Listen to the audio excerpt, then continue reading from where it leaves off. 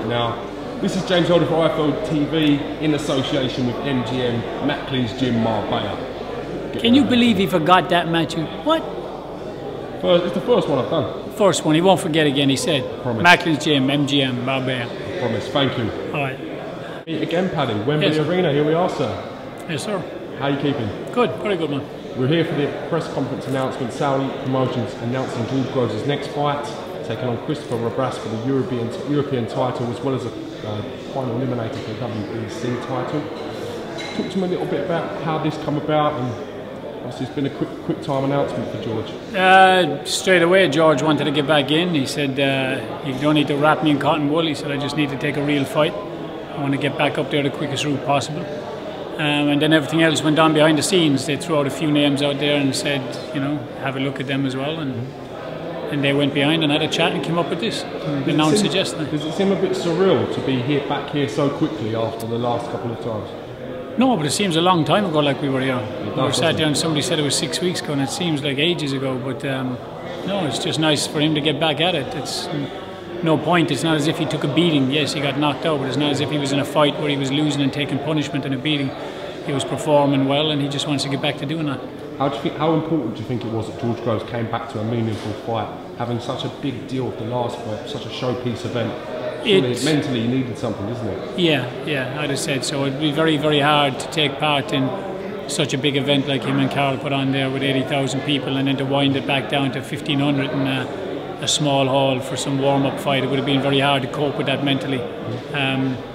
You know, you have obviously he's getting back in at the deep end again, so he's in real fights again, but like I said, he was performing well, so there's no reason why he shouldn't.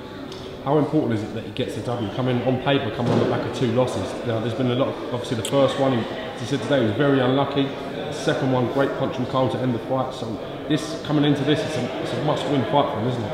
It's a must-win fight. You just said it, must-win fight.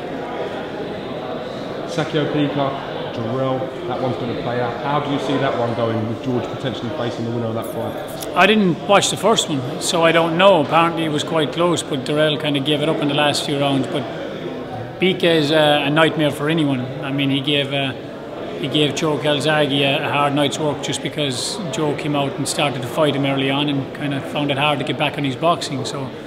But Joe is obviously the highest class, and if Pika can come in and give somebody like that a hard night's work, he can give any man a hard night's work. That's what he is. He's a great chin, a tough man, and he'll make you work for every second. Seems to be around forever as well. I remember many years ago. He fought Calzaghe, what, 6 years ago? Yeah, and now he's a world champion all this time later. Yeah. Apparently after the Andre Ward fight, Andre Ward passed blood for 2 weeks. Now I can't say how true that is. It's an internet rumour that we've heard. It's been going on. I wouldn't be surprised if he did. He's an extremely tough human being. He's another Carl Froch type mould, isn't he, as a man? Yeah. So. Will there be anything different you guys are doing your camp to your last camp? Will we be doing anything different this time? Well, yeah, we got to eliminate the fact that George tried to throw a hook when he was wrong side the line. So we got to eliminate that. We got to eliminate the fact that he did know already that he shouldn't do that. So it was a lapse in concentration for a split second, and you can't do it at this level. So yeah, we've always got to improve. But as far as being prepared for the last fight, there's no excuses, and the only regret is not getting the win, obviously, but no excuses and no regrets in how we prepared. Everything was done properly. Carl beat the best George Groves, but it was the best George Groves at that time. You always have to try and improve, regardless of if George had won the last fight.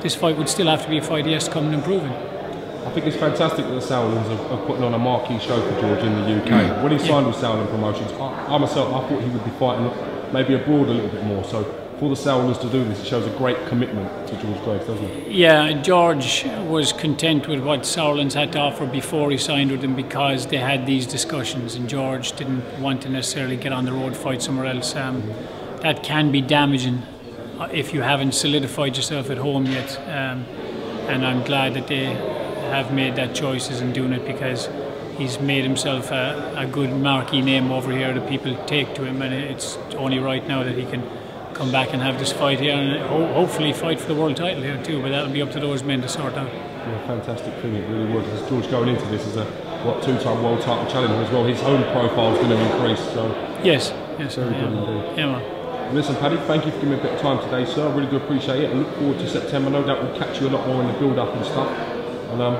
right, brother. Thank you, sir. Thank you, man. Peace.